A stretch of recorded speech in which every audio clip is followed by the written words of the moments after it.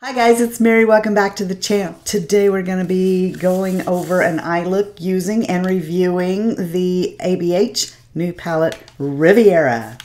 I put this back in the box because I kind of like the outside box too.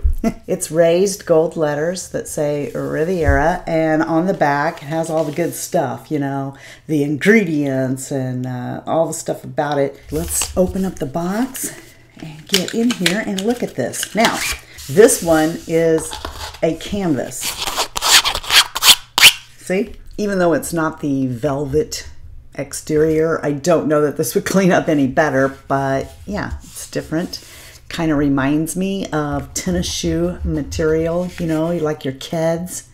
Maybe like some boat shoes that you might wear on a boat. When you open it up, of course, you've got the mirror, and it came with a brush that's over there because I wanted to do this and I didn't want the brush falling out. ABH always has a ribbon inside so that you can easily pull the brush out if you so choose to use it. I have removed the plastic that protects the mirror on here, and these are the shades. These colors could scare some of you away from this palette, but I think you can do a toned down colorful look without getting really vibrant, but you could get really vibrant with this. This palette doesn't want to flop over like the others as easily, but you just saw me do it. I did that to see, is it going to tear up? Because when I started pulling it back, I'm like, oh no, that's something that's not supposed to go back there, and I'm going to tear it up like I did my Urban Decay, you know, on the Run palettes. But it does, it's just stiff. So you can flop that over and hold it in your hand, and I appreciate that about the ABH palettes because I want to hold it like this while I'm doing my eye makeup. I don't like having to hold palettes with my whole hand. In this palette, there are 3 shades that are considered to be eye pigments. If you have eye sensitivities with eyeshadows, you might want to avoid those. They will cause some staining. Also, when I swatched them on my arm the first time, those 3 also stained my arm. Even after a shower, I had to scrub to get them off. So be aware that Bahamas, Canes, and Palm will stain your lids if you get carried away with it and you're just using an eye primer or not using a primer at all. The top row, except for sales, are all pops of color that are jewel tones, shimmery, metallic shades that, yes, they do have fallout, but you know, I mean, if you like ABH shadows, you are already expecting that and know how to put on your makeup accordingly. I had fallout today, and normally I don't have a problem with ABH because I go in really gentle, but I did have Seychelles and Inheritance both down under, and I was careful. So you really, I would suggest putting these on before you do your makeup. That's what I would suggest you do. This first picture was taken just in the office against a wall. The second picture is taken in front of the window where the sun is coming in. I thought you would enjoy seeing both. They were swatched over CoverGirl Outlast eyeshadow primer using the Sephora Pro No. 15 eyeshadow brush. The brush was lightly drug 4 times across the shadow and then just swiped across my arm. I did not keep working the brush back and forth on my arm until the shade showed up. If you've ever used that primer, then you know that it's a very tacky primer. So I feel like that these are pretty pigmented to show up this well under those conditions. I have used these shadows 6 times since I got them, and each time that I did, the shadows lasted all day, didn't fade or look muddy, and I'm completely satisfied and happy with my purchase. And now for the actual look, which I'm going to do a voiceover on. I did that clip separate, and I do want to apologize because Editing Mary here. I want to explain why eyeshadow tutorials on my channel don't work out and why I don't do them much. My camera is a fixed 1080p webcam. That means that I can't zoom in with it. So I have to use iMovie's crop tool to try and zoom in, and this results in quality that's not crisp. That's not what I want. Add this to the fact that I look like somebody who doesn't know how to blend eyeshadow because I literally can't see what I'm doing. And I end up having to fix my blending off camera once I see in my makeup mirror on the 10 magnification side, how bad it really is. Off camera, when I put on my makeup, I am flipping back and forth to see what I'm doing. And I can't do that while I'm filming. Neither of these things leads to a good eyeshadow tutorial for you. So unfortunately, the only thing that you'll be able to get possibly from this are these steps that I took to achieve the finished look that you see in the video. I hope you don't mind, but instead of speeding up the blending process with the brushes, I've actually slowed it down so that you can hopefully see better what it is I'm doing. And also I'm just showing one eye so that it doesn't make the video really long.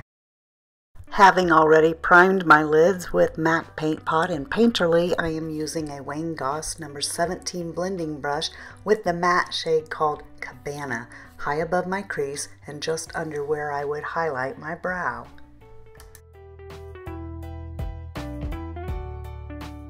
Now using a MAC 242S into the matte shade called Sails, just under the brow bone for highlight.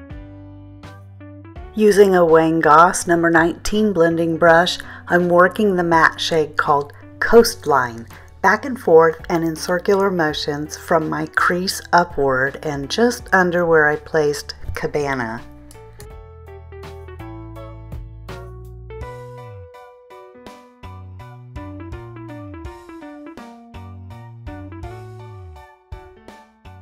Wayne Goss number 20 blending brush, and I'm using the matte eye pigment called Canes right in the crease, and I'm struggling a little bit on my slack lids trying to get it to blend. Using a Sephora Pro number 15 small shader brush, I'm going to take Seychelles, which is the first jewel shade, on either side of my eyelid. But I know you guys knew I would do that. When don't I use this color on my lids? Same brush and into Inheritance right in the middle. And I have to say that I'm not a gold shadow kind of gal, but I saw Mel Thompson do this and I loved how it looked. So this comes off more yellow than gold. Unlike Mel though, I'm staying low on my lid because I know that when I blink that these shimmers are going to end up in my crease and I don't want that. I'm trying to use as many shades as possible to see if they'll muddy, and they don't. So with a Sigma number 36 blending brush, I'm going into this beautiful matte chocolate brown shade called Palm, and I'm just putting it right there at the very edge of my eye. Using a Sigma E65 small angle brush, I'm taking Monte Carlo, which is a cool matte pink, and using it from my inner lower lash to the middle, and then I'm going to switch to Palm and connect it on the lower up where I had it on the upper. To finish, I'm just going to punch it with my finger on Inheritance.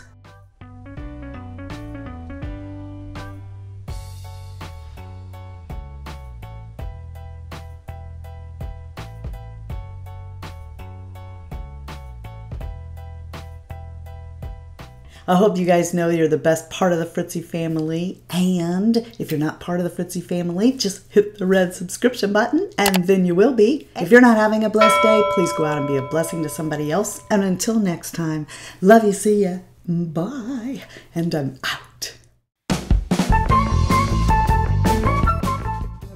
Colorful look. Okay, let's just change the words I get wrong, okay? Let's do that. And now for my thoughts. These are my thoughts. Canes. This does not fit into the family. Okay, it fits in my family, fine. Well, okay, it fits with me, fine. And that it doesn't like go with all the other palettes. Well, I guess it could. Yeah, you could use the other palettes to enrich this, but this would, never mind. Oh, if you bend that back like that and you hold it too long, it's not like the others. It tends to creep a little bit, kind of like me when I get up from the couch. I'm like, that's what my knees do. Not really. They do more of a crunch. Next, I took Rose Pink and I went into my... I did not. This is the Soft Glam palette. I just wanted to see if you noticed. I switched on you. I love Inheritance, and that's surprising to me because I don't Yoko, oh no. Should I donate my brain to science? Do you guys see my hands sneaking up there? They're sneaking up for the bye. Bye! Be like, love you, see ya. They're sneaking. Bye!